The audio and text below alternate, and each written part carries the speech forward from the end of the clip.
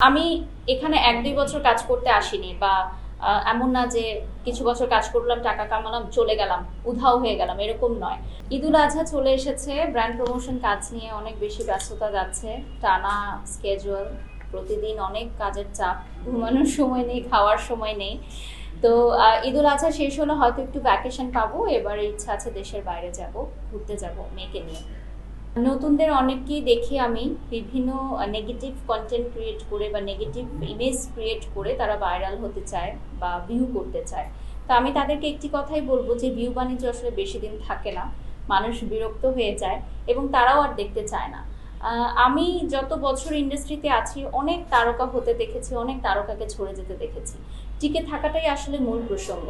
তো ভালো কাজ করতে হবে, সুস্থ বিনোদন ধারার সাথে থাকতে হবে, তাহলে দীর্ঘদিন শোবিজ ইন্ডাস্ট্রিতে কাজ করা যাবে। আমি তারকা হতে চাই না, আমি শিল্পী হতে চাই। তারকা হতে চাইলে অনেক আগে ছড়ে যেতাম। তো কখনোই আমি আসলে ভিউয়ের পিছনে দৌড়াইনি। যখন আসলে ফেসবুক ছিল না আমার, তখন থেকে আমি কাজ করি। তখন কোনো ছবিও তুলতাম না, আপলোডও করতাম না, এবং আমাদের সময় ফেসবুকের মাধ্যমে কিন্তু কোনো কাজ আমরা পেতাম না, মুখে মুখে কাজ পেতাম। বিভিন্ন টেলিভিশন চ্যানেলে কল করে আমাদের নাম্বার নিয়ে তারপর আমাদের কাছে আসতে হতো। এখন তো ফেসবুকে খুব ইজি কাজ পাওয়া, ফেসবুক আইডিতে নক করে কাজের অফার করে সবাই। তো আসলে আমি এখানে ১-২ বছর কাজ করতে আসিনি বা এমন না যে কিছু বছর কাজ করলাম, টাকা কামালাম, চলে গেলাম, উধাও হয়ে গেলাম, এরকম নয়। আমি আজীবন কাজ করতে চাই, আপনাদের মাঝেই থাকতে চাই। আমার বেড়ে ওঠাই এখানে আপনাদের সামনে, সো আরো অনেক দূর এগিয়ে যেতে চাই। আমার নিজস্ব প্রোডাকশন হাউস থেকে আমরা অন্যান্য শিল্পীদের নিয়ে অনেক কাজ করি। যেমন রিসেন্টলি মাহিয়া মাহির একটা ওবিসি আমরা করেছি, যেটা খুব সাড়া পেয়েছে ভালো। আর সামনে আমাদের ইচ্ছা আছে বড় কিছু প্রযোজক করা, যেমন নাটক অথবা সিনেমা। আমরা সিনেমায় এখনো যাব না, আগে নাটকের কাজ শুরু করব। সেটা ঈদুল আজহার পরে আমরা শুরু করব, কারণ আপনারা দেখেছেন বেশ কিছু প্রতিষ্ঠান আমরা তৈরি করেছি। যেমন মুসাফির রেস্তোরাঁর পরবর্তীতে ফ্লাইট্যাক্স এভিয়েশন অর্থাৎ হেলিকপ্টার সার্ভিস আমরা রেডি করেছি, এবং আমার নিজস্ব নামে একটি কফি শপ, খুব সুন এটার লঞ্চিং আমরা করবো, এখন ইন্টেরিয়রের কাজ চলছে। তো এই ধরনের প্রতিষ্ঠানগুলো তৈরি করার পর হয়তো আমরা আমাদের প্রোডাকশন হাউস থেকে বড় কোনো প্রযোজনার জন্য অর্থলগ্নি করার কল্পনা করছি বা চিন্তাধারা করছি। যে কোনো প্রোডাক্ট বা সার্ভিসের ক্ষেত্রে প্রমোশন জরুরি না কোয়ালিটি জরুরি, কোনটাকে আপনি এগিয়ে রাখবেন? অবশ্যই কোয়ালিটি জরুরি। কোয়ালিটি ভালো হলে আপনার প্রমোশনও লাগবে না। আপনার প্রোডাক্ট কেউ পারচেস করলে সে লোকে মুখেই আপনার প্রমোশন করে দিবে, আমাদের প্রমোটারদের লাগবে না। তবে হ্যাঁ, অনেক ভালো ভালো কোয়ালিটির আমরা প্রোডাক্ট পাই যেগুলো প্রমোশনের অভাবে মানুষের দ্বার প্রান্তে পৌঁছাতে পারে না।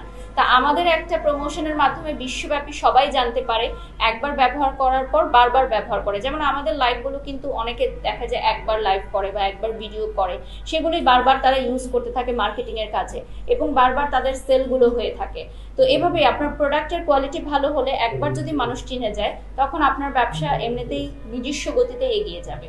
অবশ্যই প্রমোশন নির্ভর হয়ে যাচ্ছে, কারণ এখন ডিজিটাল যুগ, আমরা ডিজিটাল যুগে বসবাস করছি। সো ডিজিটাল প্ল্যাটফর্মে আমরা যেটা দেখি, আমাদের শপিং মলে যাওয়ার অনেক সময় হয় না, ব্যস্ততার কারণে, ট্রাফিক জ্যামের কারণে, দূরত্বের কারণে।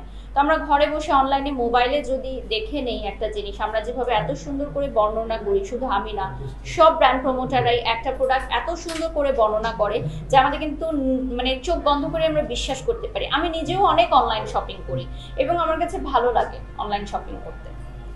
আমার মনে হয় সলভ হয়ে গেছে, আমি দেখেছি। তো ব্যবসায়ী এই ধরনের বাধা আসতেই পারে, আবার সেটা রিকভারও করে নেয় অনেকে। সো তার জন্য শুভকামনা রইল।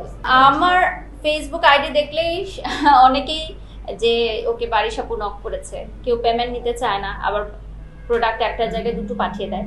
তবে আমার মা প্রতারণার শিকার হয়েছে একবার, একটা পেজে প্রোডাক্ট অর্ডার করে বিকাশ করে তারপর তাকে ব্লক করে দেওয়া হয়েছে। তা আমি আমার মাকে বলছিলাম, তুমি আমাকে কেন বলোনি, আমি তাহলে বলতাম। তো এই ধরনের কিন্তু চক্রকে অলরেডি আপনারা দেখেছেন আইনের আওতায় নেওয়া হয়েছে। কিছুদিন আগে আমি নিউজ দেখলাম যে ধরনের কিছু ফেসবুক পেজ যারা ইম্পোর্টেড প্রোডাক্ট সেল করে ব্লক করে দিচ্ছে তাদেরকে কিন্তু আইনের আওতায় আনা হয়েছে। তো আমি মনে করি এই ধরনের পেজগুলোকে অবশ্যই আইনের আওতায় আনা উচিত, কারণ সাধারণ মানুষ অনেক সময় ভুলবশত এই সকল পেজ থেকে অর্ডার করে প্রতারিত হয়।